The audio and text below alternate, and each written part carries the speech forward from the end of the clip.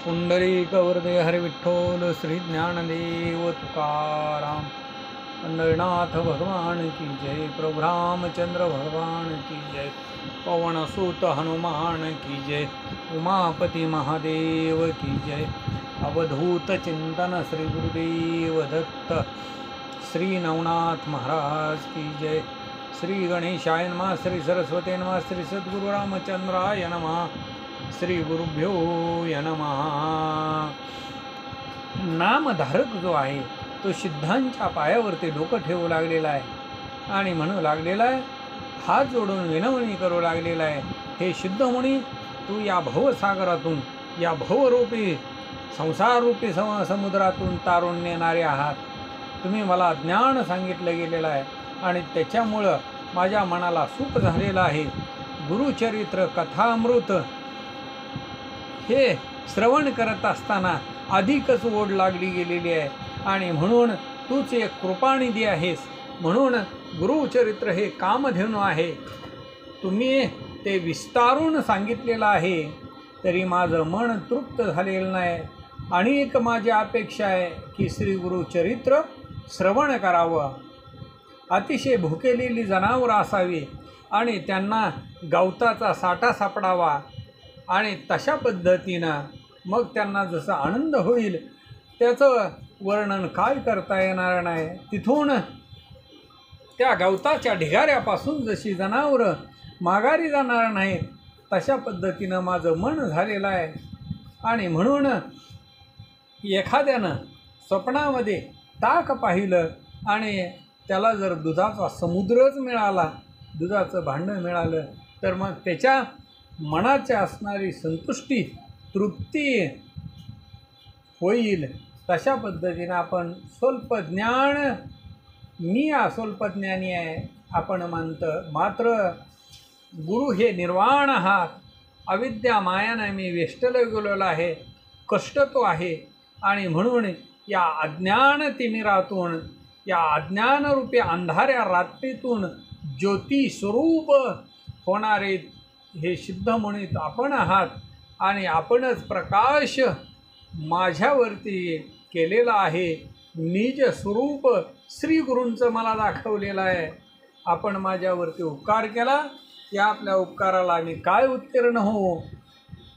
कल्पवृक्ष दिला, त्या कल्पवृक्षाला दिल्याच्या नंतर ज्यानं कल्पवृक्ष दिला त्याच्यासाठी प्रतिउपकार काय करावा? एखाद्याला चिंतामणी दिला तर त्याच्या उपकाराची काय महती वर्णन करावे? आणि म्हणून हे कृपामूर्ती सिद्धराया, आपण मला हे गुरुचरित्र ऐकवलं गेलेलं आहे, म्हणून या तुझ्या उपकारासाठी उत्तीर्ण होण्यासाठी वंशोवंशी मी आपल्या चरणाशी लागतो आहे, एक भाव करून। आणि म्हणून हे स्वामी, आपण श्री गुरुचरित्र जे आहे ते धर्मार्थ निवेदन केले गेलेलं आहे आणि मलाच परमार्थाची उपज झालेली आहे। गुरुभजन हे निरंतर प्राप्त झालेलं आहे। प्रयागाच्या ठिकाणी गुरुमूर्ती असताना माधव सरस्वतीला दीक्षा दिली, पुढं काय वर्तलं गेले ते आम्हाला विस्तारानं सांगावं, असं शिष्याचं वचन ऐकून सिद्ध मुनी संतोषित झाले, मस्तकावरती हात ठेवलेला आहे आणि त्यावेळेला आश्वासन देऊ लागलेले आहेत, म्हणू लागलेले आहेत, धन्य तू शिष्य सगुण आहेस, तुला गुरुचरण प्राप्त झालेले आहेत। या संसार तारक भवरणातून तरुण जाणारा तूच एक होशील, तूच गुरुला ओळखलं गेलेला आहेस आणि म्हणून तुझी ऐकण्याची इच्छा निर्माण झालेली आहे। तुझं हे बोलणं ऐकल्याच्या नंतर माझं मन हे आनंदमय झालेलं आहे।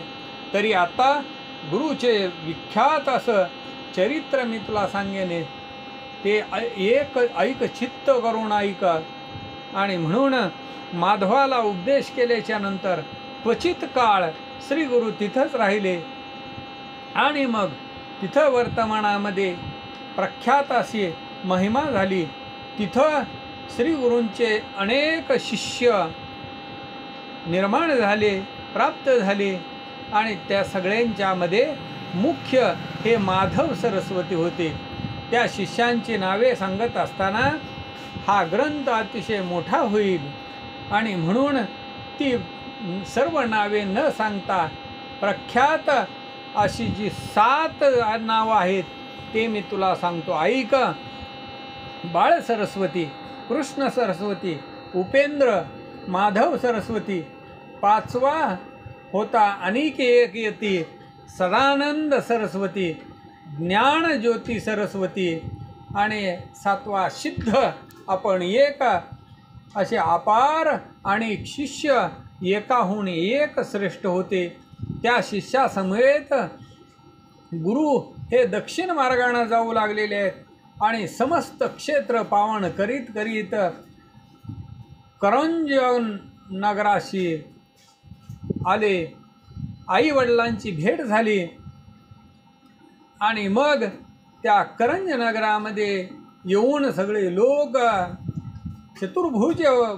चतुर्वर्गाचे जे लोक आहेत ते चतुर्वर्ग, 4 वर्णाचे लोक, बहीण भाऊ, 4 भाऊ 1 बहीण असे सर्वजण स्वामींना भेटले गेलेले. श्रीगुरूंना भेटले. श्री गुरुमूर्ती पाहिल्याच्या नंतर, श्री गुरूंना पाहिल्यानंतर नगरामध्ये लोक अतिशय आनंदित झाले. सगळेजण भेटीसाठी आले आणि परोपरीनं गुरूंची पूजा करू लागले. घरोघरी श्री गुरुजींना भिक्षेसाठी बोलावू लागले आणि घरोघरी पूजा करू लागले. सर्वांना अतिशय आश्चर्य वाटू लागले. विष्णूचा हा निश्चित अवतार आहे. हा यती वेशधारी जरी दिसत असले तरी हे परमपुरुष आहेत. यांना मनुष्य म्हणू नये आणि जे यांना मनुष्य म्हणतील ते नरकाला जातील. कार्यकारण अवतार झालेला आहे. ब्रह्मा, विष्णू आणि महेश असा तिन्हीचा हा अवतार आहे. आणि त्याच पद्धतीनं आई आणि वडील भावभक्तीनं पूजा करू लागलेले आहेत. श्री गुरु श्रीपाद यती आणि तीच स्मृती आईला झाली. मग त्यावेळेला ती आई त्यावेळेला जवळ आलेली आहे. पायावरती डोकं ठेवलेलं आहे आणि सत्य संकल्प महादेवाची पूजा प्रदोष काळाला केलेली तीच फळाला आली. आणि पतीलाही त्यावेळेला पूर्वजन्मीचं सगळं जे चरित्र आहे ते सांगितलं गेलेलं आहे. विश्ववंद्य असा जो पुत्र व्हावा म्हणून आपण महादेवाची प्रदोषाच्या दिवशी आराधना केलेली होती तीच आज फळाला आली. आणि त्याच श्रीपाद ईश्वराची पूजा मनोभावे मनाने आणि शब्दाने केली. प्रसिद्ध असे आमचे जन्म सफळ झाले. म्हणून दोघंही श्री गुरूंच्या पायावरती नमन करू लागलेले आहेत, विनविने करू लागलेले आहेत आणि करुणावचनानं बोलू लागलेले आहेत की या भवसागरातून आमचा उद्धार करावा. हे जगन्नाथ येते राया, आमचा उद्धार कर. त्यावेळेला श्रीगुरू त्यांना म्हणू लागलेले आहेत की एखाद्या काळी कुणीही त्यांचा मुलगा जर संन्यासी झाला तर त्या कुळातल्या 42 कुळ्यांचा उद्धार होतो आणि त्याला शाश्वत ब्रह्मलोकांची अचळ पद असं प्राप्त होतं. त्यांच्या कुळामध्ये पुढं जो कोणी उपजेल, जो जन्माला येईल त्याला सुद्धा शाश्वत असं ब्रह्मपद, ब्रह्मलोक प्राप्त होतो. याच कारणासाठी आम्ही संन्यास घेतला आहे आणि म्हणून त्याच्यासाठी शाश्वत ब्रह्मलोक प्राप्त होतात, ब्रह्मपदाची प्राप्ती होते. यमाचं दुःख आहे, भयभीत त्या संततीला सुद्धा करीत नाही. पूर्वज जरी नरकात असले तरी त्यांनासुद्धा शाश्वत ब्रह्मलोक प्राप्त होतो. आणि त्या कारणामुळेच आम्ही हा आश्रम विशेष हा संन्यास घेतलेला आहे आणि त्याच्यामुळं तुम्हाला यमाची शंका नाही. ब्रह्मपद हे निश्चितपणानं सत्यपणानं तुम्हाला मिळणार आहे असं सांगून त्यांना आश्वासित केलं गेलेलं आहे. तुमचे पुत्र शतायुषी होतील, 100 वर्ष जगतील, अष्टऐश्वर्य त्यांच्यामध्ये जवळ नांदतील. त्या पुत्रांना तुम्ही धनी आणि त्यांना झालेली जी मुलं आहेत ती तुमच्या डोळ्यांनी प्रत्यक्ष पाहाल. श्री क्षेत्र काशीभवनी अंतकाळी मुक्तिस्थान देणारा काशीपूर असं प्रख्यात वेदशास्त्रामध्ये सांगितलेलं आहे. तरी तुम्ही अणुमात्र चिंता करू नका म्हणून त्यावेळेला सांगू लागलेले आहेत. त्यांना एक कन्या होती, तिचं नाव रत्नाई होतं. श्री गुरुला तिनं नमन केलेलं आणि विनंती करू लागलेली आहे. परोपरी विनवणी करू लागलेले आहेत की हे स्वामी, मला तारुण्य, माझं नाव रत्नाई आहे. श्री गुरूंना नमन करून विनंती करून बोलू लागलेली आहे. परोपरी विनवणी करू लागलेली आहे. मला तारा, मी या भवसागरामध्ये बुडू लागलेली आहे. या संसार मायेने मी वेष्टून गेलेली आहे. निर्लेप मला करा, मग मी तपाला जाईन असं तिचं बोलणं श्रीगुरूंनी ऐकलेलं आहे. आणि श्रीगुरू तिला म्हणू लागलेले आहेत, पतीची सेवा करावी आणि त्याच्यामुळंच मोक्षपद हे प्राप्त होतं. आणि म्हणून जी स्त्री आहे तिला पतीच्या सेवेशिवाय अन्य दुसरा कुठलाही मार्ग नाही. या भवसागरामध्ये पुष्कळ असे असणारे भाव आहेत आणि तशाच पद्धतीनं हा भवसागर पैल पार करण्यासाठी स्त्रियांच्यासाठी त्यांचा जो नवरा आहे, त्यांचा जो पती आहे, तोच मनामध्ये निर्धार ठेवावा, त्याचंच भजन करावं, त्याचीच सेवा करावी आणि त्याच पतीला, त्याच नवऱ्याला महादेव समजून त्याची सेवा करावी. त्याचाही पतिसेवा करणाऱ्या स्त्रियांचा उद्धार होईल असं वेद पुराणांनी सांगितले गेलेलं आहे. आणि त्याच्यामुळं तो अंतकरणामध्ये काहीही खंत करू नको, तुला गती प्राप्त होईल असं गुरुचं वचन ऐकलेलं आहे. आणि मग ती हात जोडून विनंती करू लागलेली आहे, हे गुरुमूर्ती, ब्रह्मज्ञान प्राप्त करा, ब्रह्मज्ञानाचा असणारा उच्चार करा अशी विनवणी करू लागलेली आहे. आणि हे तुम्ही कसे आहात तर भविष्यकाळ जाणणारे आहात. माझा असणार मला उपदेश करा, माझं प्रारब्ध काय आहे ते विस्तारानं मला सांगा असं ती म्हणू लागली. त्यावेळेला श्रीगुरू तिला म्हणू लागलेले आहेत, तुझी वासना तपासाठी झालेली आहे, पण आपलं जे संचित आहे ते संचित मात्र भोगावं लागतं, भोगल्याशिवाय ते सुटत नाही. पूर्वजन्मामध्ये तू काय केलेलं होतं तर पायानं गाईला लाथ मारलेली होती. शेजारी जे स्त्री पुरुष राहत होते त्या नवरा बायकोमध्ये तू भांडण लावलेलं होतं, कपट केलेलं होतं आणि त्याचा जो असणारा दोष आहे त्या दोषाची अनेक बाधा तुला प्राप्त आहे. ते संचित कर्म जे आहे ते तुझ्या पाठीमागं आहे. गाईला लाथ मारली त्याच्यामुळं तुझ्या सर्व अंगामध्ये कुष्ठ होईल. स्त्री आणि पुरुष त्या दोघा नवरा बायकोमध्ये तू भांडण लावलं आणि त्याच्यामुळं तुझा पुरुष जो आहे तो तपस्वी होईल आणि तुला तो सोडून जाईल. असं असणारं तुझं पूर्वकर्म आहे. आणि मग असं ऐकल्याच्या नंतर ती अतिशय दुःख करू लागलेली आहे.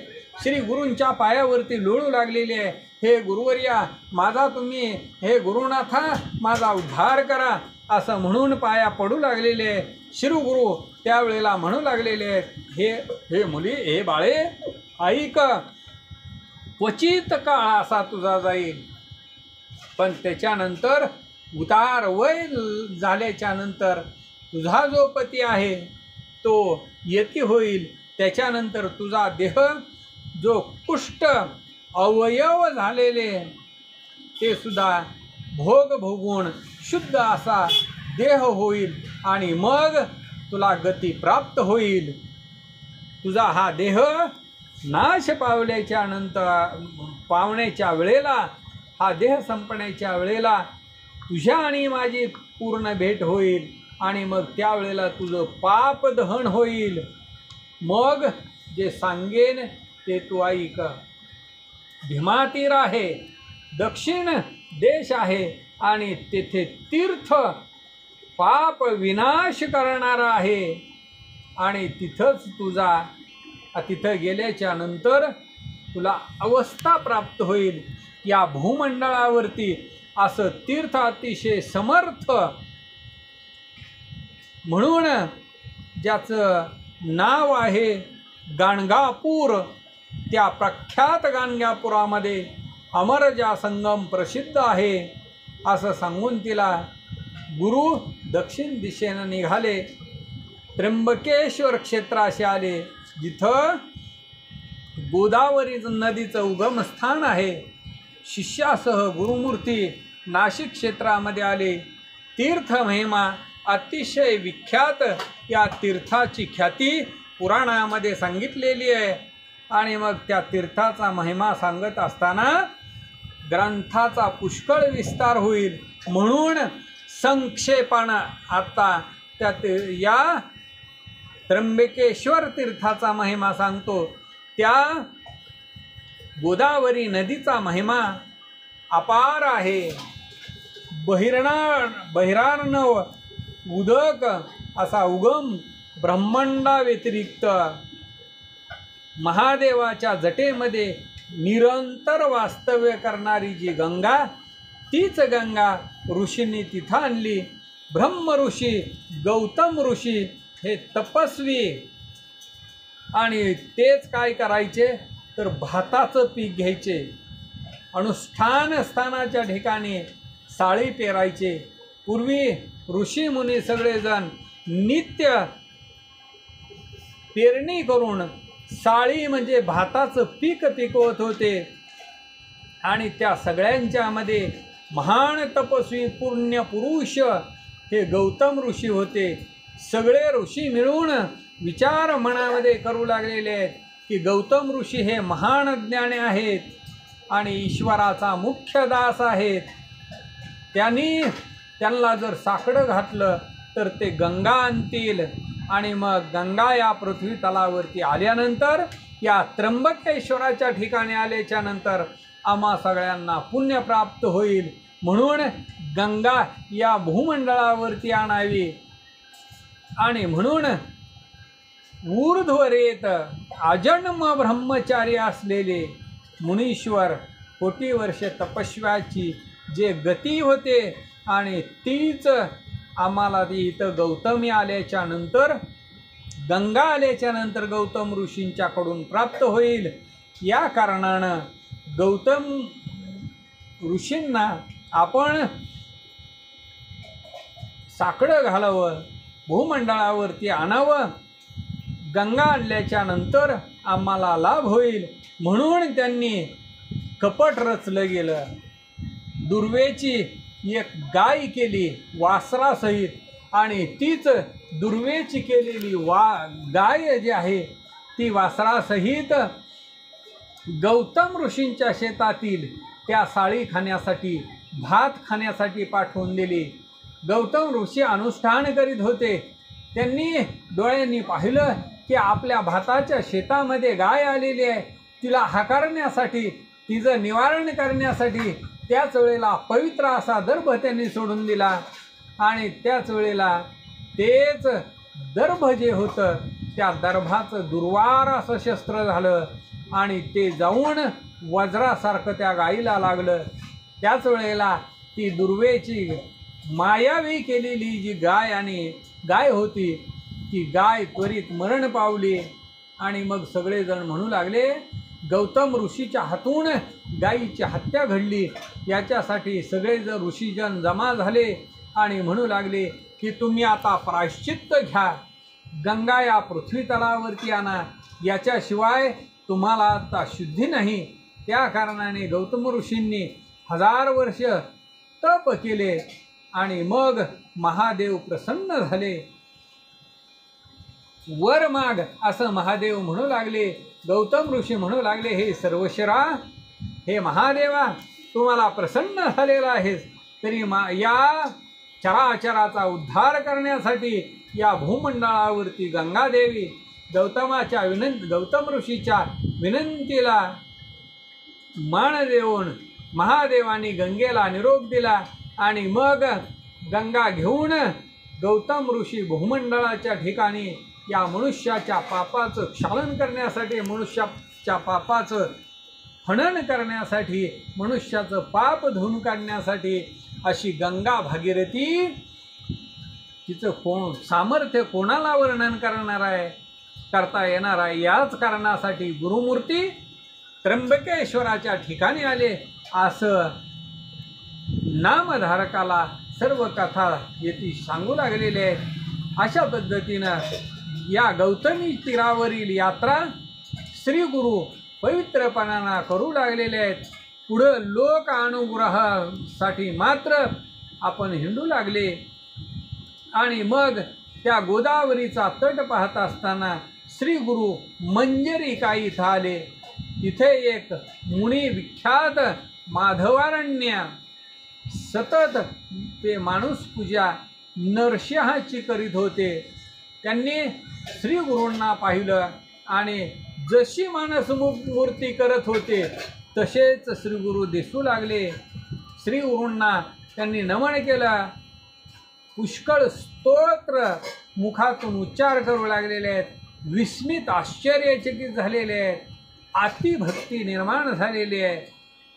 आणि मग या पद्धतीनं श्री गुरूंना तो माधवारण्य अतिशय विनंती करू लागलेला आहे, आनंदित झालेला आहे. श्री गुरु संतोषित झालेले आहे. माधवारण्यानं पाहिलेलं आहे. आपल्या मनामध्ये जे आपण मानसपूजा करतोय तेच गुरुचं स्वरूप आहे. त्यांना पाहिल्याच्या नंतर अमूप असं सुख झालेलं आहे. निज रूप आपण मला दाखवलं असं म्हणू लागलेलं आहे. श्री गुरु स्वरूप पाहिलं ते मुनी अतिशय संतुष्ट झाले. हात जोडून विनंती करू लागलेले आहेत. नाना पद्धतीनं स्तुती करू लागले. जय जय सद्गुरु त्रिमूर्तीचा अवतार. लोकांना मात्र आपण सामान्य माणूस दिसता आहात, पण हे परमपुरुषा जगन्नाथा तुझा जयकार असो. तू विश्वाला तारून नेणार आहे म्हणून या पृथ्वी तलावरती अवताराला आलेले आहेस. कृतार्थ आम्हाला तू केलं गेलेलं आहे. तुमच्या पायाचं दर्शन झालो, मी धन्य झालो. अशा पद्धतीनं श्री गुरुची स्तुती करीत तो तापसी अतिशय आनंदानं त्यावेळेला संतोषित झालेला, आनंदित झालेला आहे. त्यावेळेला आश्वासन दिलं गेलेलं आहे. श्री गुरु त्याला म्हणू लागलेले आहेत की तुझी सिद्धी मंत्रानं झालेली आहे. तुला सद्गती प्राप्त झालेली आहे. निश्चितपणानं तुला ब्रह्मलोकाची प्राप्ती होईल. तू नित्य मानसपूजा केलेली आहे. नरसिंहमूर्तीची मानसपूजा केलेली आहे आणि म्हणून प्रत्यक्ष तुला दर्शन देण्यामध्ये मनात काही संशय नाही असं सांगून त्यांनी श्री गुरु तिथून निघाले आणि वासर ब्रह्मेश्वराच्या ठिकाणी गंगेचं तीर आहे, महान असं क्षेत्र आहे.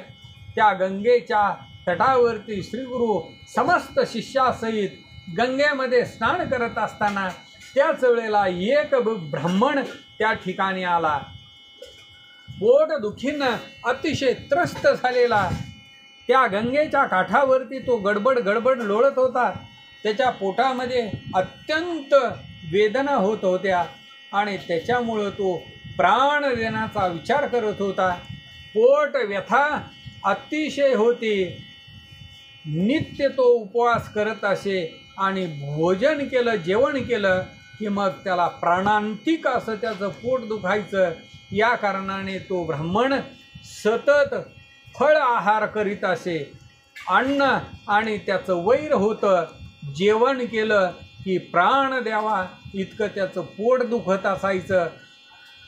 आणि मग महिना 15 दिवसांनी कधीतरी त्याला असं वाटायचं की आपण आता अन्न खावं.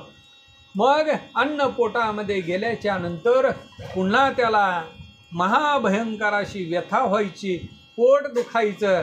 अशा पद्धतीनं कितीक दिवसात तरी त्या ब्राह्मणाला कष्ट होत होते.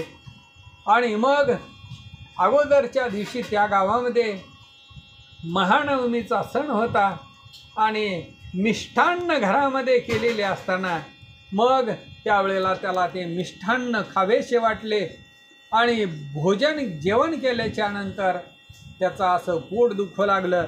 गंगेच्या काठावरती आला आणि गडबड लोळू लागलेला आहे. प्राण त्याग करावा असं त्याला वाटू लागलं.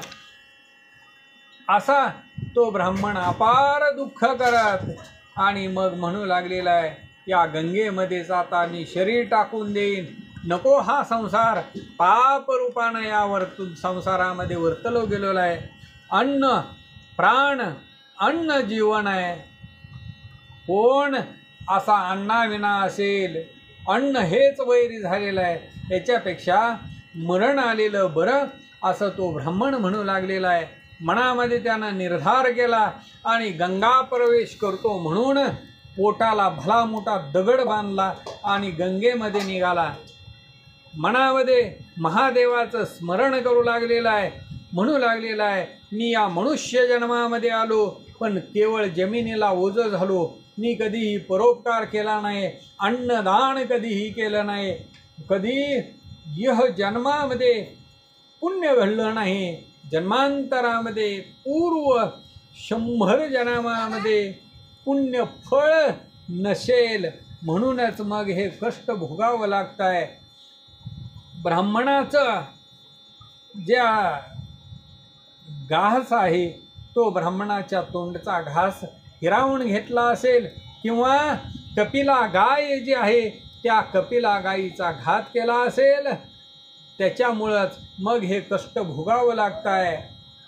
याच्यासाठी अपुरी ईश्वराची पूजा केली असेल, पूर्वजन्मामध्ये कधीतरी गुरुची निंदा केली असावी, आई वडिलांची अवज्ञा केली असेल आणि म्हणून तर या जन्मामध्ये हे एवढं कष्ट मला भोगावं लागतं आहे.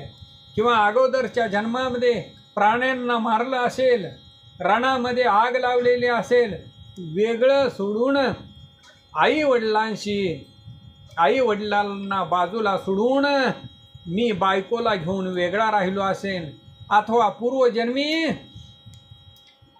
ब्राह्मणाचा धिक्कार केलेला असेल, पूर्वजन्मामध्ये कधीतरी पाहुणा आलेला, त्या पाहुण्याला कधी अन्न घातलेलं नसेल, आई वडिलांचा त्याग करून मी सुखानं जेवलो असेन पूर्वजन्मापासून, मग त्याचंच फळ या जन्मामध्ये भोगावं लागतं की काय. अशा पापांचा आठव तो ब्राह्मण करू लागलेला आहे आणि गंगेमध्ये प्रवेश करू लागला. त्यावेळेला गुरुनाथांनी पाहिलं आणि मग गुरुनाथ म्हणू लागलेले आहेत, श्री गुरु म्हणू लागलेले आहेत, त्या ब्राह्मणाला इकडं बोलवा. त्यावेळेला त्याला इकडं आणा, तो आत्महत्या करतो आहे. आत्महत्या करणं हा महान दोष आहे. का प्राण त्यागतोय असं त्याला विचारलं गेलेलं आहे. श्री गुरूंचं बोलणं ऐकलेलं आहे. शिष्य धावत पळत गेलेला आहे आणि त्या ब्राह्मणाला बाहेर काढलं, श्री गुरूंच्या समोर आणलं. अनाथाला कल्पतरू, दुःखाला कृपेचा सागर श्री गुरु त्या ब्राह्मणाला विचारू लागलेले आहेत. श्री गुरु त्याला म्हणू लागलेले आहे, हे ब्राह्मण देवा, तू प्राणाचा त्याग का करतो आहेस? आत्महत्या करणं हा महान दोष आहे. त्याचा वृत्तांत काय सांगू? मग तो ब्राह्मण म्हणू लागलेला आहे, हे यतिराया, आपण मला विचारून काय कराल? मी या पृथ्वी तलावरती जन्म घेऊन वाया या भूमीला भार झालेलो आहे. 15 दिवसातून महिन्यातून एकदा जर जेवण केलं तर माझं पोट अतिशय दुखतं आहे, उदरव्यथा होते आणि ती उदरव्यथा, पोटदुखीचा त्रास मला सहन होऊ शकत नाही. काय सांगावं स्वामी? माझ्यासाठी अन्न हे वैरी झालेलं आहे. कसं वाचावं हे गुरुनाथा? शरीर हे अन्नमय आहे आणि मग अण्णा वाचून कसं राहावं. श्री गुरु ब्राह्मणाला म्हणू लागलेले, तुझी व्यथा आत्ता गेली, त्याचं औषध आमच्याजवळ आहे. क्षण एक तुला सांगतो ऐक. संशय मनामध्ये धरू नको, अंतकरणामध्ये घेऊ नको. तुझ्या शरीराचं दुःख सगळं पळून गेलेलं आहे. तू पोटभर जेवण कर. श्री गुरूंचं असं बोलणं ऐकून अंतकरणामध्ये स्थिर झालेला आहे. श्री गुरूंच्या चरणावरती डोकं ठेवलेलं आहे, नमन केलं. इतक्या वेळेमध्ये त्या गावचा अधिकारी एक ब्राह्मण तिथं स्नान करण्यासाठी गंगेमध्ये आलेला होता. ते श्री गुरूंनी पाहिलं आणि मग श्री गुरूंना पाहिल्याबरोबर त्यानं येऊन श्री गुरूंच्या पायावरती डोकं ठेवलं. अतिशय भक्तीनं, कायेनं, वाचेनं, मनानं श्री गुरूंना नमन केलं आणि आश्वासन त्यावेळेला दिलेलं आहे. श्री गुरु त्यावेळेला विचारू लागलेले आहेत की आपलं नाव काय आहे, कोणत्या ठिकाणी आपण वास्तव्य करता. श्री गुरूंचं असं बोलणं ऐकल्याच्या नंतर तो ब्राह्मण सांगू लागलेला आहे की माझं गोत्र कौंडन्य आहे, आपस्तंभ असा आहे, नाव सायमदेव आहे. मी कांचीमध्ये वास्तव्य करतो, राहतो. या पोट भरण्यासाठी, उदरपूर्तीसाठी मी यवनाची सेवा करतोय. अधिकारपणानं या गावामध्ये 1 वर्षापासून मी राहतोय आणि आपलं दर्शन झालं, मी धन्य झालो. आपल्या दर्शनानं हे यतीश्वरा, हे गुरुराया, आपण या विश्वाला तारण करणारे आहात. आपण मला दर्शन दिलं, मी कृतार्थ झालो. जन्मांतरीचे माझे दोष निघून गेले. तुमचा अनुग्रह झाल्याच्या नंतर, तुमची कृपा झाल्याच्या नंतर या भवसागरातून तरुण जाईन, याच्यामध्ये काहीही संशय नाही. काहीही खटपट न करता आपण हे स्वामी मला दर्शन दिलं. गंगा पाहिल्यानंतर पाप जळून जातं, चंद्रदर्शनानं ताप जातात. कल्पतरूची अशी गत आहे. आणि म्हणून दैन्याच्या वेगळं वाईट स्थितीपासून दूर करणारे आपण आहात. तसे आपले जे गुण आहेत, पाप, ताप, दैन्य हरण, हे आपलं नुसतं पाय पाहिल्याच्या नंतर होत आहे.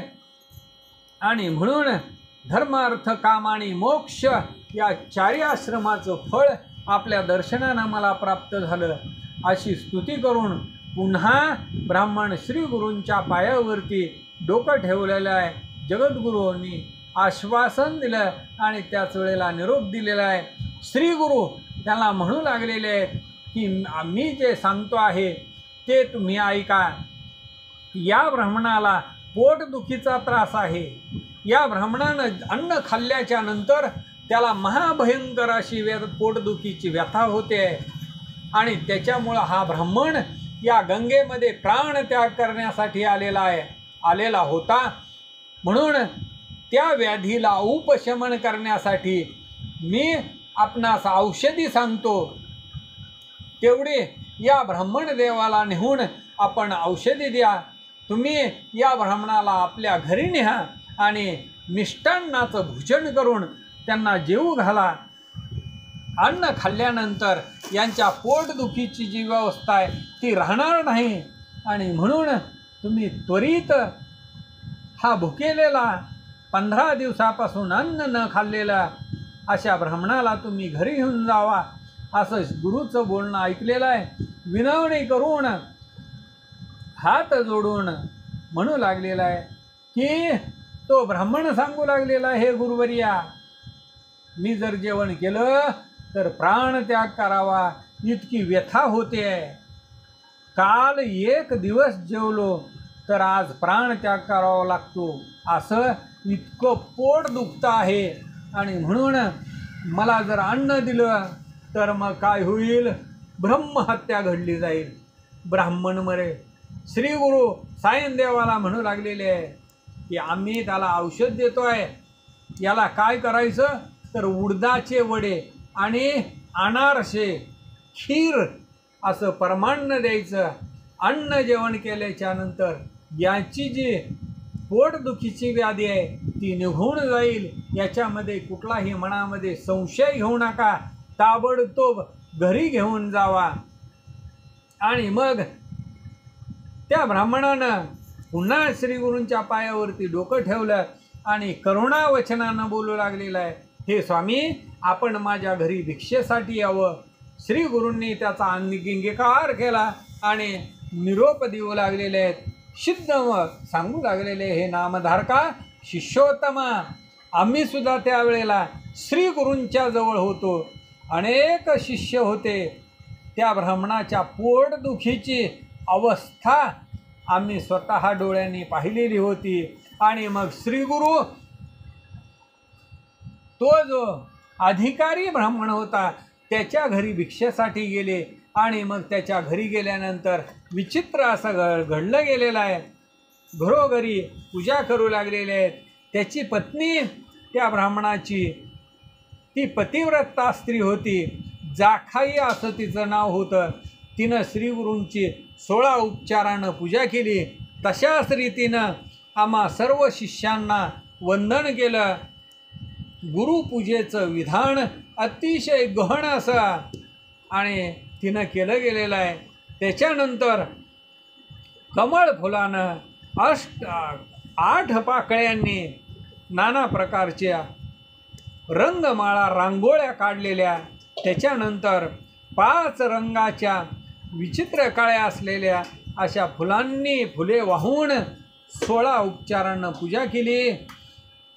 साष्टांग नमन केलं आणि श्रीगुरूंच्या पायावरती डोकं ठेवून अष्टभावानं ती नमन करू लागली. त्याच्यानंतर रंगीत असा आसन, त्या आसनावरती श्रीगुरूंना बसवलं. त्याच पद्धतीनं सर्वांना मान सन्मान, सर्वांची पूजा गंधाक्षदा 16 उपचारानं 16 विधीनं पंचामृतासहित रुद्रातील पुरुष सुक्तातील मंत्र म्हणून सर्वांच्या पायावरती पाणी घातलं. श्रीगुरू अतिशय आनंदित झाले. 16 उपचारानं पूजा प्राप्त झाली. आणि त्याच वेळेला श्रीगुरूंच्या पायाचं चरण तीर्थ त्या स्त्रीने घेतलेलं आहे. त्या चरण तीर्थाने अतिशय भक्तीनं गीतवाद्य करत आरती निरांजन केलं. अशा पद्धतीनं श्रीगुरूची पूजा त्या ब्राह्मणानं केलेली आहे. पुन्हा 16 उपचार जे आहेत ते 16 उपचार योग्य प्रकारानं भक्तिभावानं पूजा केलेली आहे. अक्षयवाणानं आरती केलेली आहे. श्रीगुरूंना ओळख लागले. मंत्रघोष अतिशय भक्तीनं पुष्पांजली करू लागले. अनेक परीनं गायन करू लागलेले आहेत, नमस्कार करू लागलेले आहेत. ती पतिव्रता स्त्री आणि तो अधिकारी ब्राह्मण दोघांनी पूजा केली. अशा पद्धतीनं श्रीगुरूची पूजा केल्याच्या नंतर सर्व शिष्यांची पूजा केली. सर्व शिष्यांना वंदन केलं. गुरुमूर्ती संतोषित झाले. अतिशय आनंदानं वर देऊ लागलेले आहेत. म्हणू लागले, तुझी संतती अतिशय ख्यातिवंत होईल. तुझ्या संततीमध्ये, तुझ्या वंशामध्ये गुरुभक्ती ही वंशोवंशी राहील. तू गुरुला जाणणार आहे म्हणून तुझ्या वंशाची अभिवृद्धी होत असताना पुत्र पौत्र नातवंड परतवंड यांना आनंद होईल आणि गुरुभक्ती ही वाढत जाईल. असं त्या ब्राह्मणाला बोलून अतिशय आनंदानं हर्षित आश्वासन दिलं गेलेलं आहे. श्रीगुरूंना नमन करून मग पानं मांडली गेलेली आहेत. जेवणासाठी बसवलं गेलेलं आहे. नाना परीची पक्वान्न, अनारसे, त्याच्यानंतर उडदाचे वडे वगैरे जे पदार्थ होते ते सर्व अष्टविध पक्वान्न साखरेसहित वाढले गेलेले आहेत. वेगवेगळ्या भाज्या आहेत आणि सविस्तरपणानं भोजन श्रीगुरूसुद्धा करू लागलेले आहेत. ज्या ब्राह्मणाच्या अन्न खाल्ल्यानंतर भयंकर पोट दुखत होतं त्या ब्राह्मणानं परिपूर्ण मनसोक्त असं भोजन केलं. त्याच वेळेला व्याधी जी आहे, पोटदुखीचा भयंकर त्रास त्याच क्षणी त्याचा निघून गेला. श्री गुरूंची कृपादृष्टी झाली. परीस लागल्याच्या नंतर लोखंडाचं सोनं होतं, त्या पद्धतीनं श्री गुरूंचं दर्शन झालं. मग तिथं व्याधी आजार कसा राहील. त्याच्यानंतर सूर्य उगवल्याच्या नंतर जसा अंधाराचा नाश होतो, तशी श्री गुरूची कृपा झाल्यानंतर तिथं मग त्या घरी दैन्य कसं राहील. अशा पद्धतीनं श्री गुरूंनी शिष्यासहित भोजन केलं. अतिशय आनंद झाला. सगळे लोक आश्चर्य करू लागले. अतिशय आश्चर्यकारक गोष्ट घडलेली आहे. कारण त्या ब्राह्मणाचं अन्न हे वैरी झालेलं होतं आणि तेच औषध झालं. व्याधी पोटदुखीचा जो भयंकर त्रास होता निघून गेला. सर्वजण आश्चर्य करू लागले. सिद्ध नामधारकाला सांगू लागले, गुरुकृपा ज्याला होईल, जन्म जन्मांतरीचे दोष त्याचे जातील आणि मग तिथं व्याधी त्या देहामध्ये राहील कशी. म्हणून गंगाधराचा मुलगा सरस्वती हे विस्तारानं कामधेनू गुरुचरित्र आहे आणि ते सांगू लागले. श्रोत्यांनी एकाग्र चित्तानं ऐकावं. जे भक्ती धरून ऐकतील त्यांच्या ज्या व्याधी आहेत, शारीरिक दुःख आहेत, ती सगळी निघून जातील, ती नासली जातील आणि अखिल सौख्य त्या श्रोत्यांना प्राप्त होईल. ही सत्य सत्य त्रिवाचा आहे. इति श्री गुरुचरित्रामृत गुरुचरित्र वर्णनेत ब्राह्मण व्याधी निरसोणी त्वरित सुखी केला श्री गुरूंनी त्या ब्राह्मणाला पोटदुखीच्या त्रासापासून सुटका केली. इति श्री गुरुचरित्र परम कल्पतरा करू श्री नृसिंह सरस्वतीपाख्याने सिद्ध नामधारक संवादे विप्रोदर व्यथा निरसनम नाम त्रयोदशोध्याय. श्री दत्तात्रेयार्पितमस्तु. पुंडलिक वरदे हरिविठ्ठल श्री ज्ञानदेव तुकाराम. पंढरीनाथ भगवान की जय. प्रभु रामचंद्र भगवान की जय. पवनसुत हनुमान की जय. उमापति महादेव की जय. अवधूत चिंतन श्री गुरुदेव दत्त नवनाथ महाराज की जय.